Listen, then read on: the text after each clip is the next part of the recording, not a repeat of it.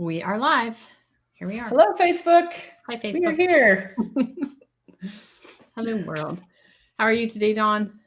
I'm good. I have something to show you. Uh-oh. Why am I worried? So this is my, everybody knows the state the world's in right now and everything we're dealing with. And so my husband went out to the store and he was going for other stuff and he decided to pick up some toilet paper. As you do right now. As you do, because that's what you need to do right now. And he was only able to get one because there's a limit on him, which is fine. I understand that. And this is what he came back with. I have to move it. There's one for each member of your family.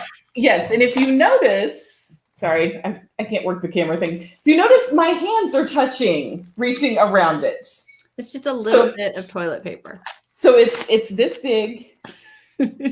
And if you, just for scale, I have a water bottle. This is average size water bottle. There are 4 rolls of toilet paper in here. Which equate to 1 roll. Which equate to maybe. I mean, maybe. So he was very proud of himself because he came home and he's like, look, it's the tiniest little thing. And so our question for y'all is we're trying to figure out who only uses this much in real life. Like, is this going to get you through a day? At your weekly shopping amount, you come home with that much? Yes, exactly. So that's why we don't buy it every week normally. So no. And I mean, we have a few bathrooms. So when I went to take inventory, when I realized this might be a problem, we've got like 4 rolls in each bathroom, just sort of normally. So if I do a little shuffling around, I figured we'd be okay for a while. I always look for it. Until last Tuesday, 2 days ago, I hadn't found it. So it had been 3 or 4 weeks. But I arranged a grocery pickup at Harris Teeter, which is nearly impossible. You have to wait like a hawk for them to open up the slots for the next day. And then your cart must be loaded. And then you pounce on the slot.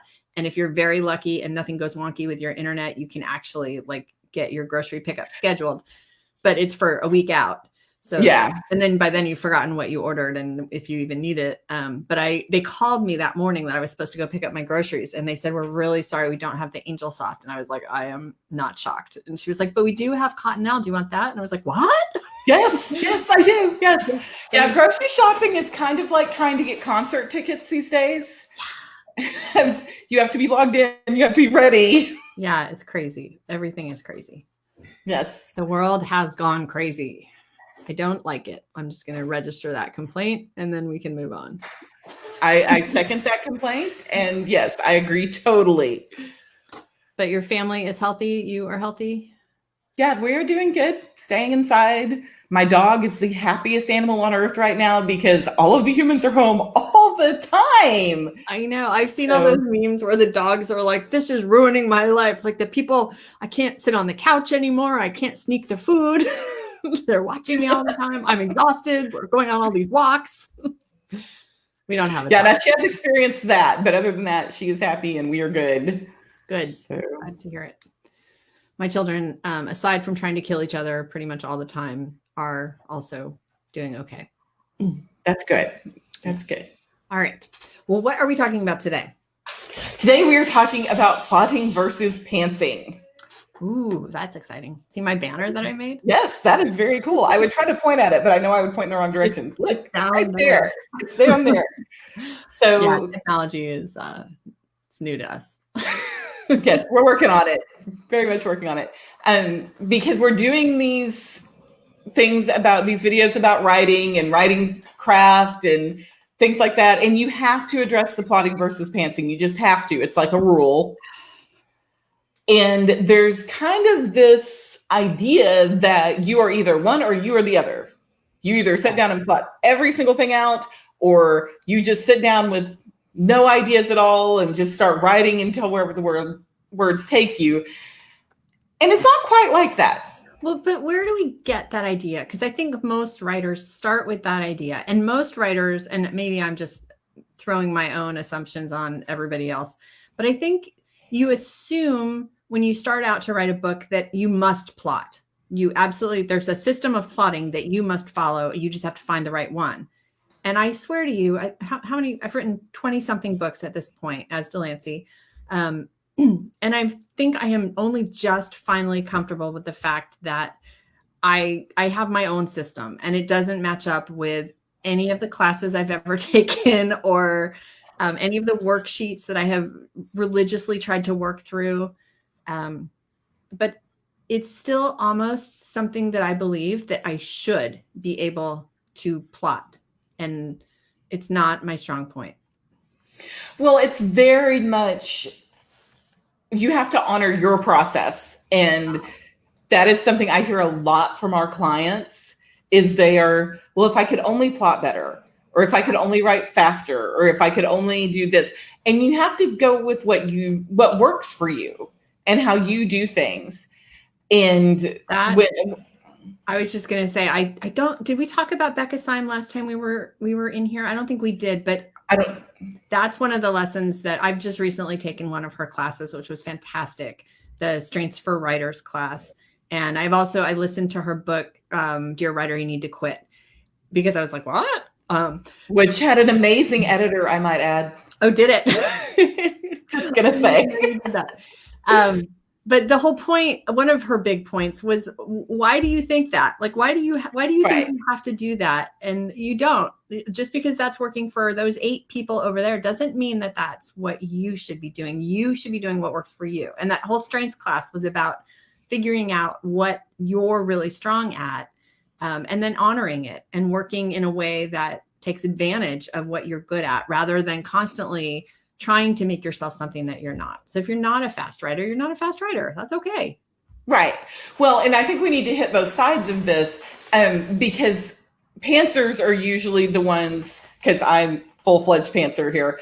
Pantsers are usually the ones who are like, oh, if I could only plot, if I could only just lay this out, I wouldn't write myself into a corner. I wouldn't end up, at one point I wrote basically what was an 80,000 word synopsis, and then ended up going back and rewriting the entire book. Wait, so do we only think that pantsers think that way because we're both basically pantsers? Do plotters think, if only I didn't have to plot so much? Like, I think I know some people who are hardcore plotters, and I think they very much have the thought of, I could write faster if I didn't have to sit down and figure all of this out first. Yeah. Or I could write more spontaneously, or it would be much more enjoyable. It wouldn't be so much of me figuring everything out. The story would just pour out of me. And that doesn't work if that's not your style. Right. If that's not your particular process, that's not going to move you along any faster. That's not going to make your book any better. So I think the bottom line is that writing is hard. And no matter how you approach it, if you're trying to fit a square peg into a round hole, and trying to go through a process that doesn't work for you, then it's going to be even harder. Yes. And putting that extra pressure on yourself. Mm-hmm. Now, and then there's the idea of, okay, the plotters are here, the pantsers are here, and there's nothing in between. There's tons of different spots in between. Yeah. There are, like, for example, Delancey writes in the middle somewhere. Yeah, Delancey likes to, I fill out a beat sheet usually, and then I completely ignore it.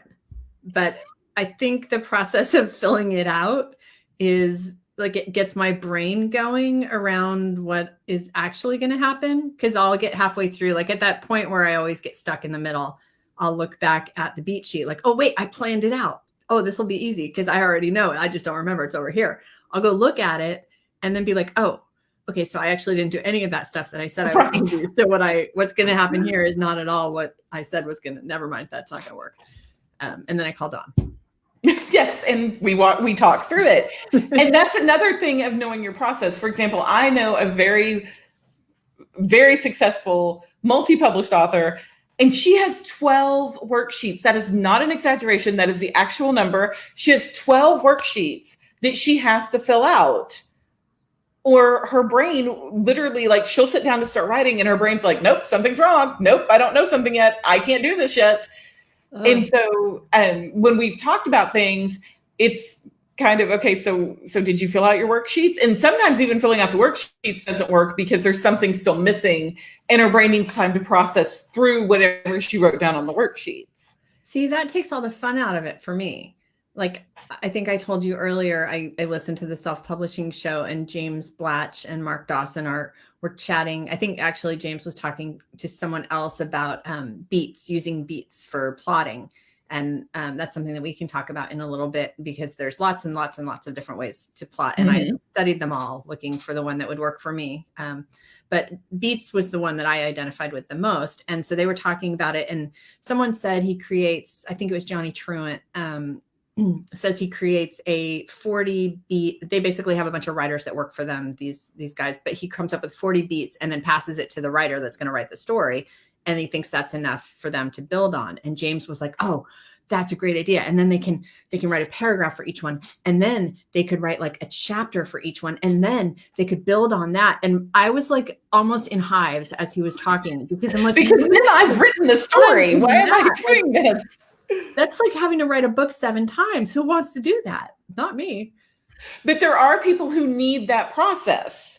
Yeah. There are people who are paralyzed by the idea of not having a roadmap for where they're going. Well, and I actually suffer from that too, but my plotting is so much less detailed and ahead of time. Like, this is how I work. I come up with basic ideas. I write a synopsis. Like, I tell myself the story short, like a page, and it doesn't have like, and then they go to the grocery store and then they see his mother, and then like none of that. It's like, so-and-so and so-and-so, he does this job, she does this job, he has this issue, she has this issue. And here are the tropes I'm going to use, and here's where it's set, and here are the, kind of the arc, like here's how they'll meet, and then here's what the conflict's going to be, and then here's how it's going to end, and none of the in-between stuff at all. So then I sit down and start writing it, and every night I read what I wrote in the morning and decide kind of, okay, so now they've met, tomorrow they need to, I don't know what. And then in the morning when I get up and write, I just write that, because I guess my brain overnight thinks about it maybe. So every night, I guess I mini plot, but it's not real plotting. It's more like, I got to figure out what's going to happen here. And then I go to bed. Well, and I've heard that kind of referred to as the flashlight method, or the headlight method of, you've got a flashlight and your beam only goes to here. So you get from there to there, but as you get closer, you can see a little further. And as you get closer, you can see a little further. Yeah. And so it's the idea of, I go as far as I can see, and then I stop for the day. Well, I've got like gnomes that grab the flashlight and swing it around sometimes, and I'll write like they're having a rave. Yeah, and then I'm like, what is? I guess that's in there. Okay, I didn't know I was going that way, but. Well, I'll tell one of my stories, because I was a hardcore pantser. I started writing stories when I was very, very little, and so I would just get a spiral notebook and a pencil, and I would just start writing like I was telling myself a story. And so whenever I started trying to write an actual book, that's how I did it. Is I'm just going to sit down, I'm going to start typing. And we're going to talk about NaNoWriMo in another video. But I loved NaNoWriMo. I loved the idea of, I'm going to sit down, I'm just going to spill this story out. It doesn't matter. I don't have to edit it or anything like that. So several years ago, I was starting my NaNoWriMo, and I was typing away. And all of a sudden, one of my main characters blew up a car with his hand. And I literally at that moment out loud went, oh, so they're superheroes. Okay. And then I just kept going, because up until that point, all I knew, I had seen this little scene in my head that I thought was going to happen. And I'd written that scene. I didn't know what was going to go on past that. They were running from bad guys and this car blew up. And I was like, oh, so he can do that. Okay. All right.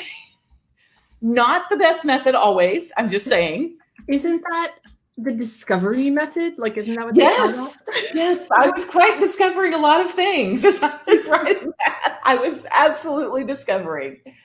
So, and then just talking about styles a little bit. When I write for myself, I don't use chapters. I don't even like that. Also gives me hives. What does that mean? That means it's just a stream of consciousness. Well, and I write in Scrivener. Yeah. And so each of my little Scrivener things is just set up as a scene. And so Yeah. the scene would be, for example, talking about my superheroes, the scene would be like the two main characters meet. And then the next scene is going to say something like they get chased by bad guys. And then the next scene is they have to escape the bad guys. He blows up a car. And so I write all the way through the story. And then after several rounds of edits, the very last thing I do is go through and divide it up by chapters. Okay, I guess that isn't so horribly offensive to my sensibilities. I guess I'm just like, once I find something that works, it's very hard for me to leave it. And so I set up my Scrivener with folders, and then I put two, what do you call them? I don't know, two documents inside each folder. And then usually I write dual POV. And so you got one because I've been writing in series, you know, I'll follow the same format for 7 books or something. So, you know, inside that folder, that's a chapter. And then each scene, one is her POV and one is his POV. And then the next chapter and then her POV. And it just makes so much sense. Yes. And see, that works for you. Yeah. And the good thing when I shifted from writing to editing is I'm really good at plotting other people's stuff. So when I'm talking with my clients, if they're plotters, I can whip out those outlines and we can talk about all the different bullet points and pick out all the places where I think, okay, your conflict's going to do something weird here, or this doesn't seem to fit this character. I'm really good at that with other people's work. Yeah.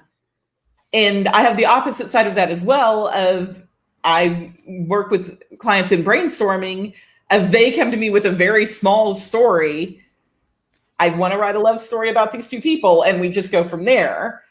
So, well, I used to say if someone else could just give me the idea, I could write a book, because I would have like the basic idea, but then I had no idea where to go.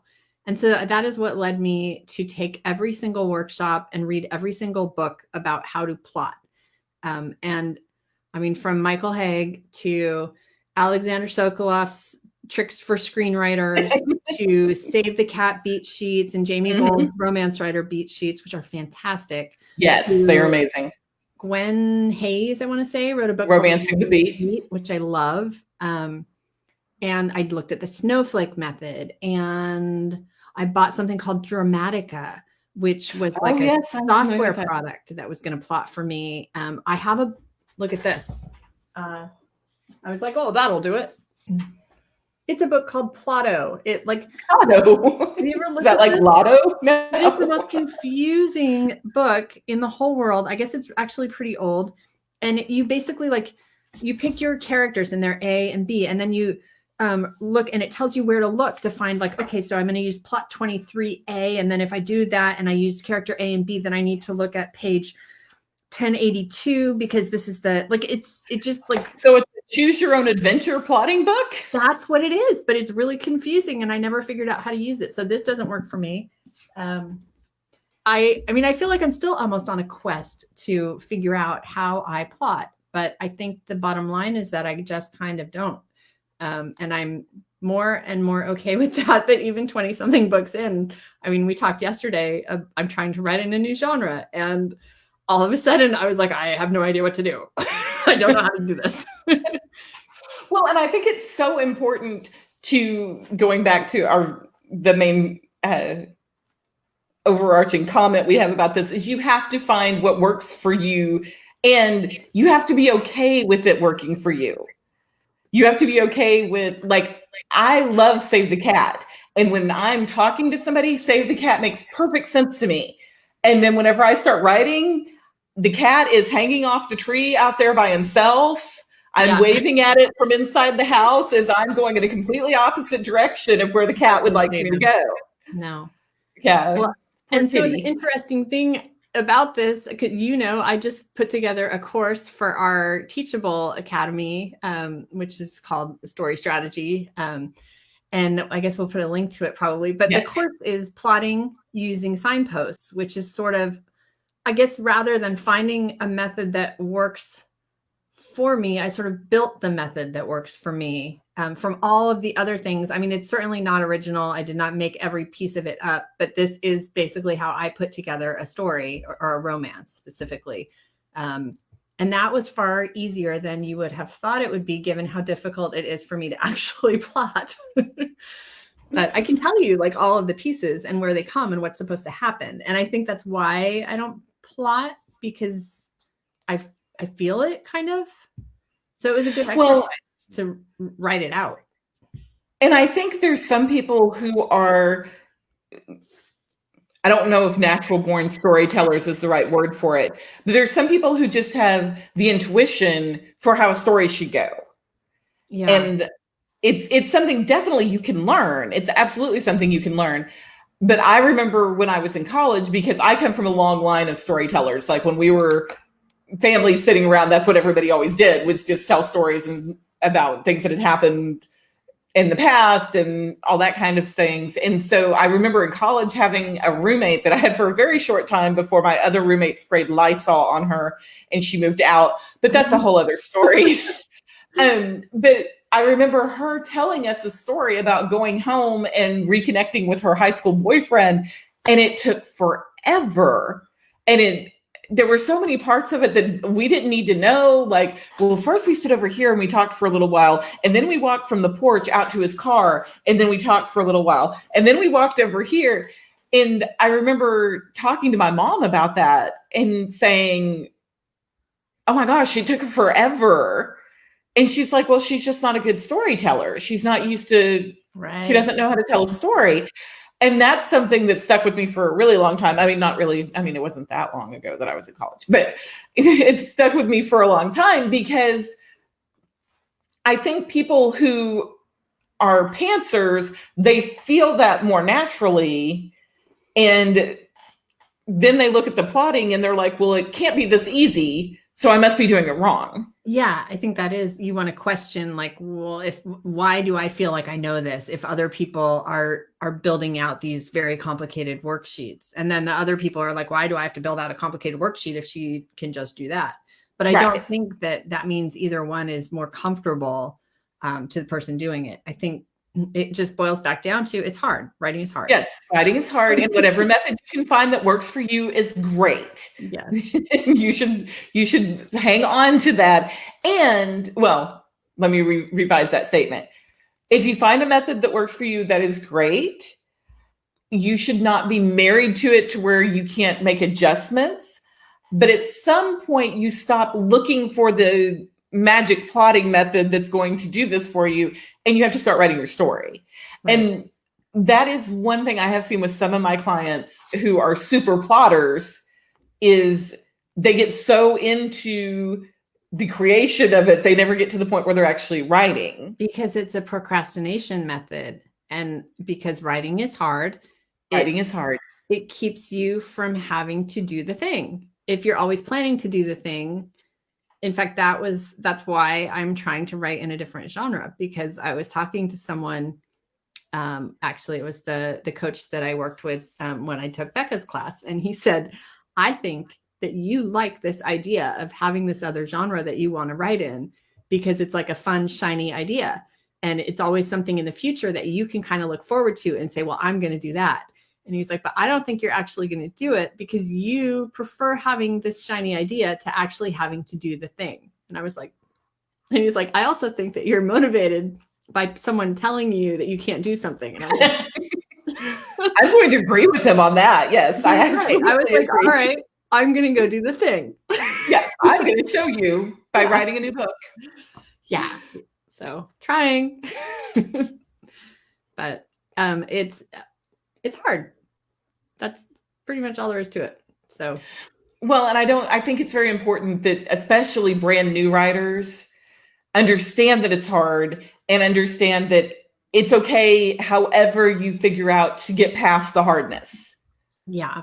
And looking for help is totally viable. And talking to someone who is a story person, who will brainstorm with you, or at least, tell you you're crazy, is helpful. I don't know. I always feel like there's, when I'm stuck, there's something that needs to be unlocked. And a lot of times I can do it by myself, but it's easier if I feel like I can bounce stuff off somebody else. Mm-hmm. Yes. Which is not exactly plotting, I guess, but it does help.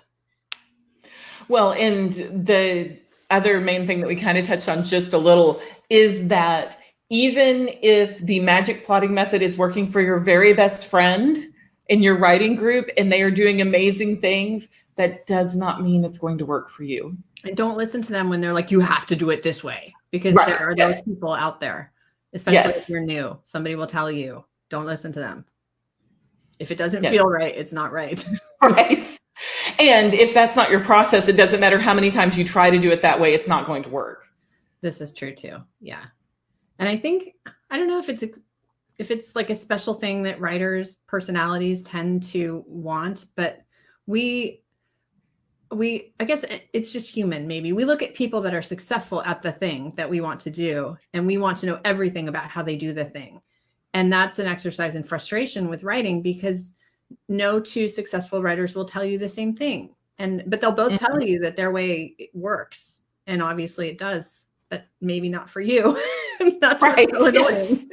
I just want to buy the thing. Let me buy the thing. Yes, I just want it to magically start working. And everybody has their different skills, and everybody's skills work in different ways. So I am super extrovert, talk all the time type person. So me talking out my plots felt very normal to me. And when I work with clients and we talk through their plots, that feels very normal to me. The other side of this, it has to be honored, is there are people who they need you to stop talking to them for a minute and they need to sit back and think about it. Yeah. And I had a very good friend of mine who is a writer, that when we would start doing these plotting sessions, I'd be like, okay, so what about this? And then we could do this. And what about that? And what do you think about it? And she'd be like, okay, stop. It would physically go away from me for like 10 or 15 minutes because her brain needed to work through all of it. And then it would, okay, we can resume now. Yeah, that's funny. And I think I'm the same way. Like I get loaded up when someone's giving me a lot of good stuff, but there's a point where it just shuts off. Like I just can't listen to it anymore, but I can sit there and go like, so I probably missed a lot of good stuff, but I'm like, oh, okay. Yeah. And so I think it's important for the new writers who are listening to this and are like, oh, I'm supposed to be talking to people. Yes, talking to people is great. And I love to talk to everybody in the world. But if your brain is telling you, okay, turn off the water and step away from a minute and let all this, soak it all in, and then you can step back up, take advantage of that as well. Yeah, definitely. Well, so do we have I think we've pretty much covered it. I mean, this is not, you can talk about it all day long, but it's honestly not a very complicated thing. No, it's very much find what works for you and test out different things. Like we just listed off, you listed off the Save the Cat and the Jamie Gold beat sheets and Romancing the Beat. And there's all of these different things. And so my advice on that is try them. If you're new to writing, try them, and then don't be afraid to let it go if it doesn't work. Yeah. Or don't be afraid to do a mashup. Nothing's more fun than a mashup. Well, and you can kind of think about it like cooking. It may be the best recipe in the world, but if you don't like it, it's not, you can set it aside and you don't ever have to make it again. That's what I used to say when I sold wine. Yeah. Because people are like, well, I mean, is this a good wine? And I'm like, well, do you like it? And they're like, no. I'm like, then it sucks. Right. Yes, that's exactly. Yeah, it might be a $50 bottle and other people are all excited about it. But if you don't like it, who cares? Well, and if it doesn't feel right, I don't know about wine, because all wine I think can feel right after a while. But if it doesn't feel right to you, then it's okay to let that go, even if it's working for everybody around you, and seek out something else. Definitely. Yeah. All right. Well, I think we've pretty much just done it to death there. Yes. So y'all need to tell us in the comments if you're a plotter, if you're a pantser, if you fall somewhere in between. I think we will also hit those resources that we mentioned in case anybody wants to check them out. Of course, there's a million. Just probably type in plotting books in Amazon and you'll get all the ones we named and 1,000 more. So what else? What do we have coming up? I know I put a little graphic on the page and then Dawn told me that I was wrong. It's a very pretty graphic. She did a very good job on the graphic. But I'll change it. But we had decided, we're still waiting to hear back from some guests. So we had shifted our calendar around a little bit. So our next thing that's coming up is writing myths. and we talked a little bit about that at the end of our last video, that it's going to be kind of like the plotting and pantsing thing that we just talked about, but more specific, exactly what writers are told that you have to do it this way. This is the only way to be successful. Yeah. And with that, we're going to kind of tie in setting realistic expectations and realistic deadlines. And then we were going to talk, I have on my notes over here that we were going to add resources, which I'm sure is part of that's Becca's classes. Yeah. That class I took just kept popping into my head as we were talking about honor your own process, do what works for you. Sometimes it's really hard to figure out what works for you because knowing ourselves is a lifelong effort, right? And I think we often try to be the person that we think we should be, or we try to be good at the thing that we think will make us the person that we think we should be. And it's so much more gratifying to figure out who you actually are and what you're actually really good at. And that's what that Strengths for Writers class did. Yes. Because then you can start to build all of your processes and your identity around these things that you know you're really good at. And it's instead of taking a personality test where you're like, I'm just not good at this. It's like, hey, you're good at this and this and this and this. So it totally, yeah. We'll point people to that for sure. Yes. And then the other thing we have coming up after that I'm kind of excited about is we are going to talk about tropes and cliches. And that's where we're going to get to pull out a couple of editor pet peeves, and I'm going to get to do some of my public service announcements of stop doing this in your books. Yes. All right. That's what we have coming up. All right. And I think we've got some fun guests planned as well. And possibly not for those particular things, but waiting in the wings, some authors that hopefully you've heard of who are going to chat with us about different types of stuff. Yes, I'm excited about that. That'll be fun. But we'll wait till we actually have them on the schedule. And unless we want to start doing, we keep hearing about those the Zoom bombing. Have you heard about that? Oh my God, yeah. Zoom, but yeah. So first of all, don't do that, Tess, because we've just got this figured out. Don't just randomly show up and pop up in the middle. But if we could do that to some of these authors, like they're sitting there typing away and we just pop up on their screen. We're like, hi, would you like to talk about characters today? Hi, you're live. They'll be like, what? Yes. And then they never sudden extrovert opportunities.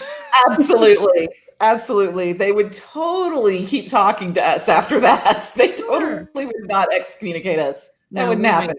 Have to plan ahead. But okay. I see we have a comment. Jennifer says that would be helpful. I think perhaps she's referring to listing resources, I'm guessing. I'm assuming we're glad we're helpful, Jennifer. They may not be real-time comments. So we're just figuring this all out. But appreciate you guys hanging in there with us and listening. And hopefully we will answer questions if any of them pop up once we've gone off. And always happy to readdress things next week if something does come up. Yes. Okay. All right. Well, thanks for hanging out with us. Thanks, Dawn, for spending Thursday afternoon with me again. And we'll see you soon. Bye, y'all. Bye, guys.